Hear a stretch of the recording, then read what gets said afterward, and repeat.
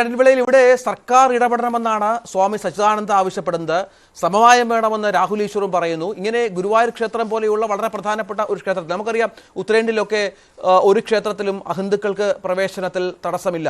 നമ്മുടെ ശബരിമലയിലും ആ പ്രശ്നമില്ല. മറ്റ് പ്രധാനപ്പെട്ട ക്ഷേത്രങ്ങളൊന്നും അത്തരം വിഷയങ്ങളില്ലാത്തപ്പോൾ എന്തിന് ഗുരുവായൂർ മാത്രം ഇങ്ങനെ ഒരു ആചാരം, എന്തിനാണ് അത് അങ്ങനെ കൊണ്ടുപോകുന്നത്? അതിന് മാറ്റം വരണ്ടേ കാലാനുസൃതമായി എന്ന ചോദ്യമാണ് ഉയരുന്നത്. അതും ഹിന്ദു സമൂഹത്തിലെ വളരെ പ്രധാനപ്പെട്ട സ്വാമിയാണ് ഈ വിഷയം മുന്നോട്ട് വെക്കുകയും അതുമായി ബന്ധപ്പെട്ട് പ്രക്ഷോഭത്തിന് ഇറങ്ങുകയും ചെയ്യുന്നത്. ഗുരുവായൂർ ക്ഷേത്ര നടയിലാണ് പ്രക്ഷോഭം സംഘടിപ്പിച്ചിരിക്കുന്നതും. ഇതിൽ എന്താണ് താങ്കളുടെ നിലപാട്? ഹിന്ദു സംഘടനകൾ ഈ വിഷയത്തിൽ ഉചിതമായ ചർച്ചകൾ നടത്തി തീരുമാനമെടുക്കേണ്ട ഒന്ന് തന്നെയല്ലേ ഇതും? തീർച്ചയായിട്ടും കേരളത്തിലെ ഏറ്റവും ആരാധനായിട്ടുള്ള സന്യാസി ശ്രേഷ്ഠനോടൊപ്പം ഈ ചർച്ചയിൽ പങ്കെടുക്കാൻ സാധിക്കുക എന്ന് പറയുന്നത് വളരെ ഭാഗ്യമാണ്. അദ്ദേഹം പറഞ്ഞ വാദമുഖങ്ങളുമായിട്ട് നമ്മൾ ബന്ധപ്പെടുത്തി പറയുമ്പോൾ 3 കാര്യങ്ങൾ പ്രത്യേകം ഒന്ന് ചിന്തിക്കേണ്ടതുണ്ട്. വിശ്വാസം, വൈകാരികത, നിയമം. ഈ 3 കാര്യങ്ങളുമായി കെട്ടുപിണഞ്ഞു കിടക്കുന്ന ഒരു ചർച്ചാ വിഷയമാണ് നമ്മളുടെ ഇന്നത്തെ ചർച്ചാ വിഷയം. തീർച്ചയായിട്ടും സ്വാമി പറഞ്ഞ കാര്യത്തിൽ ഒരു കാര്യം പ്രധാനപ്പെട്ടതായിട്ട് നമ്മൾ ശ്രദ്ധിക്കേണ്ടതുണ്ട്. ഹിന്ദുമതം എന്ന് പറയുന്നത് നിത്യനൂതനമാണ്. എല്ലാ കാലത്തും പരിഷ്കരണത്തിന് വിധേയമായിട്ടുള്ള ലോകത്തിലെ അപൂർവ മതങ്ങളിൽ ഒന്നാണ് ഹിന്ദുമതം. ബാക്കി സെമറ്റിക് മതങ്ങളൊക്കെ അത് ഏത് കാലത്താണോ ഉത്ഭവിച്ചത് ആ രീതിയിലുള്ള ആചാര അനുഷ്ഠാനങ്ങളിൽ മാത്രം നിന്നുകൊണ്ട് പോകുമ്പോൾ ഹിന്ദുമതം എല്ലാ കാലത്തും മാറ്റത്തിന് വിധേയമായി. പക്ഷെ ഈ ആരാധനയുമായിട്ട് ബന്ധപ്പെട്ട വിഷയത്തിനെ പറ്റി നമ്മൾ നോക്കുമ്പോൾ ഒരു കാര്യം ശ്രദ്ധിക്കേണ്ടതുണ്ട്. ബാക്കി മതങ്ങളുടെയൊക്കെ സ്ഥലങ്ങളിൽ ആരാധനാലയങ്ങൾ മാത്രമാണ്. ആരാധനാലയവും ദേവാലയവും തമ്മിലുള്ള വ്യത്യാസം വളരെ വ്യക്തമാണ്. ആരാധനാലയം എന്ന് വെച്ചാൽ ഒരു വിശ്വാസത്തിലുള്ള ആൾക്കാർക്ക് ഒത്തുകൂടാനും പ്രാർത്ഥിക്കാനും അവരുടെ ആചാര്യന്റെ പ്രഭാഷണം കേൾക്കാനും അഭിപ്രായം പറയാനും ഒക്കെയുള്ള സ്ഥലങ്ങൾ മാത്രമാണ് ആരാധനാലയം. പക്ഷെ ദേവാലയം തീർത്തും വ്യത്യസ്തമാണ്. ദേവാലയം എന്ന് പറഞ്ഞാൽ ദേവന്റെ വീട് തന്നെയാണ്. ഓരോ വീടിനും അതിൻ്റെതായ നിയമങ്ങളുണ്ട്. ശ്രീ രഞ്ജിത്ത് രാമചന്ദ്രന്റെ വീട്ടിലെ രീതികളല്ല എൻ്റെ വീട്ടിലെ രീതികൾ. വ്യത്യസ്തമായ രീതികൾക്കനുസരിച്ചുകൊണ്ട് കാര്യങ്ങൾ പോകേണ്ടതുണ്ട്. ഗുരുവായൂർ അമ്പലവുമായി പറയുമ്പോൾ നമ്മൾ നിയമത്തിന്റെ കാര്യങ്ങൾ കൂടി നോക്കേണ്ടതുണ്ട്. 1965 കേരളത്തിലെ Kerala Hindu places of public worship act, അതിന്റെ ബ്രാക്കറ്റിൽ ഒരു കാര്യം കൂടെ ഉണ്ട്, ഓതറൈസേഷൻ ഓഫ് എൻട്രി 1965. ആ ആക്ടിലെ ചട്ടം അനുസരിച്ച് അതിന്റെ 3-ാം ചട്ടം ഈ ശബരിമല ക്ഷേത്രവുമായി ബന്ധപ്പെട്ട കേസിൽ സുപ്രീം കോടതി വളരെ വ്യക്തമായി സ്ത്രീകളുടെ കാര്യത്തിൽ ആ 3B എന്ന് പറയുന്ന വകുപ്പാണ് ചർച്ച ചെയ്ത് അസ്ഥിരപ്പെടുത്തിയത്. പക്ഷെ അതിനകത്ത് 3A എന്ന് പറയുന്ന വകുപ്പ് നമ്മൾ ശ്രദ്ധിക്കേണ്ടതുണ്ട്. 1965 കാലത്തിൽ കേരളത്തിൽ ഭരണം നടത്തിയിരുന്ന ഗവർണർ ഭരണമായിരുന്നു. അജിത് പ്രസാദ് ജെയിൻ എന്ന് പറഞ്ഞ കോൺഗ്രസിന്റെ നേതാവായിരുന്നു അന്ന് കേരളത്തിലെ ഗവർണർ. അദ്ദേഹമാണ് ഈ ഓർഡിനൻസിനെ നിയമമാക്കിക്കൊണ്ട് ഇറക്കിയത്. അതിനകത്ത് ചട്ടം 3B അനുസരിച്ച് അഹിന്ദുക്കൾക്ക് ക്ഷേത്രത്തിൽ പ്രവേശനമില്ല. വളരെ വ്യക്തമായിട്ട് അത് രേഖപ്പെടുത്തിയിട്ടുണ്ട് അതിന്റെ ആ ചട്ടത്തിനനുസരിച്ച്. അപ്പോൾ നിയമത്തിന്റെ ഒരു പ്രാബല്യം ഈ വിഷയത്തിലുണ്ട്. രണ്ടാമത്തേത് അതിന്റെ വിശ്വാസപരമായ പ്രത്യേകതയാണ്. ഗുരുവായൂർ പോലെ വളരെ താന്ത്രിക പ്രാധാന്യമുള്ള ക്ഷേത്രം ദേവാലയമാണ്. താങ്കൾ സൂചിപ്പിച്ചതിനകത്തൊരു വസ്തുതാപരമായ പിശകുണ്ട്. ഉത്തരേന്ത്യയിലെ ക്ഷേത്രങ്ങളിലും ഇതിനേക്കാൾ വ്യത്യസ്തമായിട്ടുള്ള കാര്യങ്ങളൊന്നുമല്ല. അതാത് ക്ഷേത്രങ്ങളിലെ ആരാധനാ രീതി അനുസരിച്ച് വ്യത്യാസമുണ്ട്. പുരി ജഗന്നാഥ ക്ഷേത്രത്തിൽ 1984 രാജീവ് ഗാന്ധി ഭാര്യ സോണിയാഗാന്ധിയോടൊപ്പം സന്ദർശനത്തിന് പോയപ്പോൾ സോണിയാഗാന്ധി ആ ക്ഷേത്രത്തിൽ കയറ്റിയില്ല. എന്തേ കാരണം? അവർ കത്തോലിക്ക മതവിശ്വാസിയായ കാരണത്താലാണ്. ഇന്ത്യയുടെ പ്രധാനമന്ത്രിയുടെ ഭാര്യയെ പോലും പുരി ജഗന്നാഥ ക്ഷേത്രത്തിൽ കയറ്റിയില്ല. സോമനാഥ ക്ഷേത്രം കഴിഞ്ഞ കുറെ കാലത്തിന് മുമ്പ് രാഹുൽ ഗാന്ധി കോൺഗ്രസിന്റെ തെരഞ്ഞെടുപ്പ് പ്രചരണത്തിന് ഗുജറാത്തിൽ എത്തിയപ്പോൾ ആ ക്ഷേത്രത്തിൽ കയറുന്നതിന് അദ്ദേഹം ഒപ്പിട്ട് കൊടുത്തു, ഞാൻ ഹിന്ദു മതവിശ്വാസിയാണ് എന്നുള്ളതാണ് അക്കാലത്ത് പറഞ്ഞാൽ പ്രവേശിക്കാം. പ്രവേശിക്കാം. APJ അബ്ദുൽ കലാം തിരുപ്പതി ക്ഷേത്രത്തിൽ സന്ദർശനം നടത്തി. അദ്ദേഹവും അവിടെ എഴുതി ഒപ്പിട്ട് കൊടുത്തു, ഞാൻ ഹിന്ദു മതവിശ്വാസിയാണ്. അന്നേരം വിശ്വാസം ഇതിനകത്തെ പ്രധാന ഘടകം തന്നെയാണ്. യേശുദാസ് വിശ്വാസിയാണ്. തീർച്ചയായിട്ടും അദ്ദേഹം വിശ്വാസി അല്ല എന്ന് ഈ നാട്ടിലെ ഒരു വ്യക്തിയും പറയത്തില്ല. പക്ഷെ ഒരു കാര്യമുണ്ട്, ഒരു നിയമാവലി ഗുരുവായൂർ ക്ഷേത്രത്തിന് ബാധകമായിട്ടുണ്ട്. ഞാൻ നേരത്തെ സൂചിപ്പിച്ച നിയമാവലി അനുസരിച്ച് അദ്ദേഹത്തിന് സിമ്പിളായ ഒരു കാര്യമാണ്. അദ്ദേഹം അവിടെ ഒന്ന് എഴുതി കൊടുക്കണം, ഞാൻ ഹിന്ദുമത വിശ്വാസിയാണെന്ന്. ഒരു രേഖ വേണമല്ലോ. ഒരു രാജ്യത്തിന് നിയമ സംവിധാനം ഉണ്ടെങ്കിൽ ആ നിയമം അനുശാസിക്കുന്ന കാര്യം പ്രാവർത്തികമാക്കാൻ എല്ലാവരും ബാധ്യസ്ഥരാണ്. അദ്ദേഹം മികച്ചൊരു ഗായകനാണ്. അദ്ദേഹത്തിന്റെ ശ്രീകൃഷ്ണ ഗാനങ്ങളും ഗുരുവായൂരപ്പ ഭക്തഗാനങ്ങളും ഒക്കെ തന്നെ എല്ലാ ജനങ്ങൾക്കും ഇഷ്ടപ്പെടുന്ന കാര്യം തന്നെയാണ്. പക്ഷെ വളരെ സിമ്പിളായ ഒരു പ്രൊസീജിയർ മാത്രമേ ഉള്ളൂ. ഒരു കാര്യം കൂടി നമ്മൾ ശ്രദ്ധിക്കേണ്ടതുണ്ട്.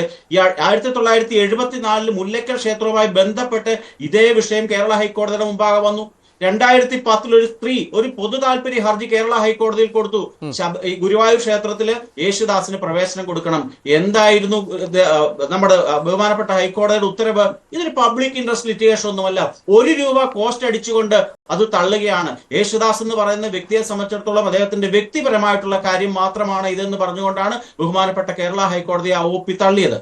നമ്മൾ ശ്രദ്ധിക്കേണ്ടത്, അദ്ദേഹത്തിന് ഈസി ആയിട്ട് ഈ ഗുരുവായൂർ ക്ഷേത്രത്തിൽ സന്ദർശനം നടത്താൻ സാധിക്കും. എത്രയോ ആൾക്കാർ കയറുന്നു. വിശ്വാസിയാണെന്ന് ഒരു ഡിക്ലറേഷൻ കൊടുക്കാൻ APJ അബ്ദുൽ കലാം തയ്യാറായി, സോണിയാഗാന്ധി തയ്യാറായി, രാഹുൽ ഗാന്ധി തയ്യാറായി. ഞാൻ കേട്ടതനുസരിച്ചാണ് ഇന്ദിരാഗാന്ധി ആദ്യം 1969 കാലഘട്ടത്തിൽ തിരുപ്പതി ക്ഷേത്രത്തിൽ പോയപ്പോഴും ഇപ്രകാരം ഒരു ഡിക്ലറേഷൻ കൊടുത്തായിട്ടാണ് മനസ്സിലാക്കുന്നത്.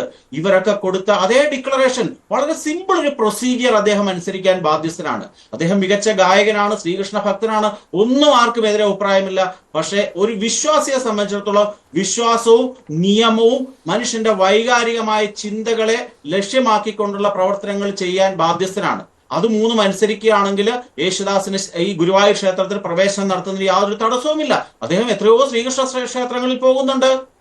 എത്രയോ ക്ഷേത്രങ്ങളില്. ശബരിമലയിലെ നിയമമാണോ ഗുരുവായൂരില്? അല്ല, അദ്ദേഹം ഗുരുവായൂരപ്പനെ ഞാൻ മനസ്സിലാക്കുന്നത് ശ്രീ അൽവിളയിൽ ഇവിടെ തൃശ്ശൂർ തെക്കേമഠം ഏർപ്പെടുത്തിയ ഒരു പുരസ്കാരം സ്വീകരിക്കാൻ 2018 മറ്റോ അദ്ദേഹം എത്തിയപ്പോഴാണ് ഈ വിഷയത്തിൽ അദ്ദേഹത്തിന്റെ പ്രതികരണം ഉണ്ടായത്. ഞാൻ ഇതിന്റെ ഒരു ഹിസ്റ്ററി തിരഞ്ഞപ്പോൾ കിട്ടിയതാണ്. അത് അദ്ദേഹം പറഞ്ഞത്, ഗുരുവായൂരപ്പനെ കാണുന്ന എല്ലാവർക്കും ക്ഷേത്ര ദർശനം അനുവദിക്കുന്ന കാലത്തെ താൻ പോവുകയുള്ളൂ.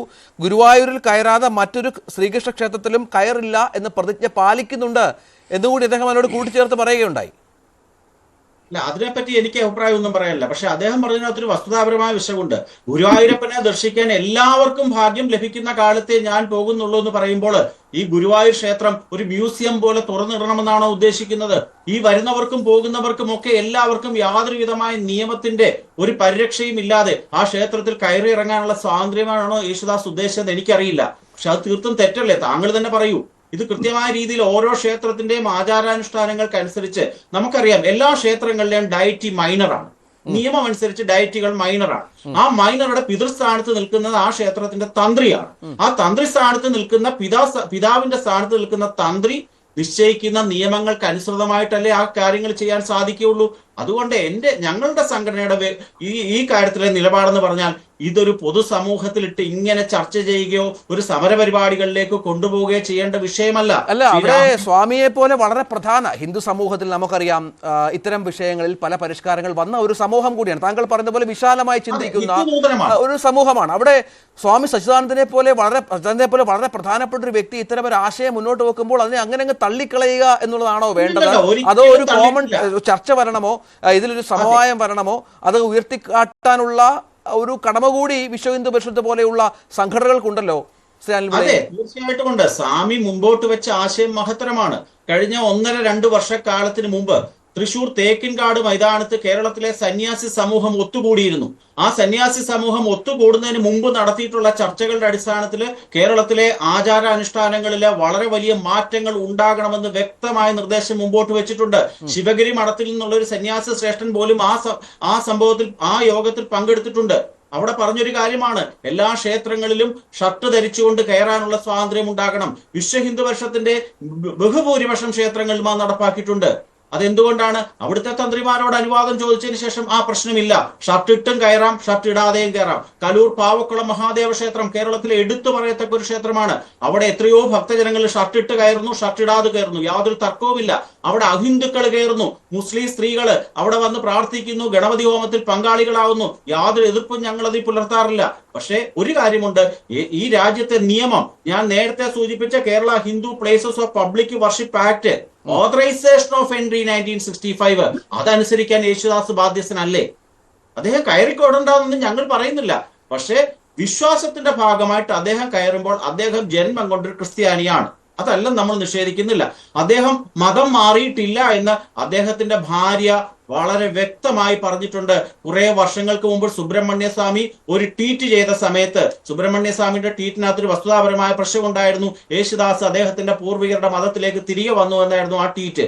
ആ ട്വീറ്റ് വന്നപ്പോൾ യേശുദാസിന്റെ ഭാര്യ പ്രഭ യേശുദാസ് വളരെ വ്യക്തമായി സൂചിപ്പിക്കുകയുണ്ടായി, എന്റെ ഭർത്താവ് യേശുദാസ് മതം മാറിയിട്ടില്ല. ശരി, ശ്രീ കെ കുഞ്ഞിരാമൻ, ഇവിടെ സർക്കാരിന് ഈ വിഷയത്തിൽ റോൾ ഉണ്ട്.